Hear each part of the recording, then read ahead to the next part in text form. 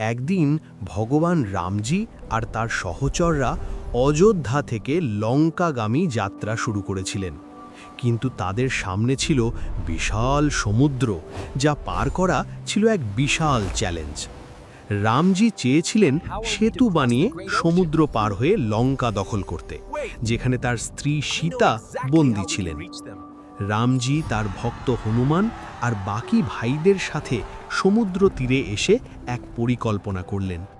সেতু বানানোর জন্য হনুমান পাথর উঁচিয়ে ধরে নিয়ে যেতে লাগলেন, আর প্রতিটা পাথর জলের উপর ভাসিয়ে রাখার জন্য নাম লিখে রাখলেন রাম।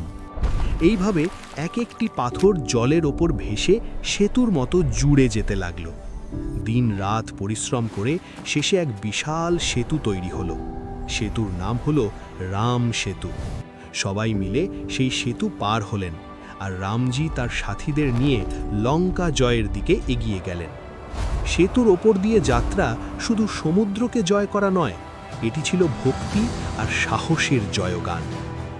এই গল্পে আমরা শিখি, যখন আমরা একসাথে চেষ্টা করি, বিশ্বাস রাখি, তখন কোনো বাধাই অতিক্রম করা অসম্ভব নয়।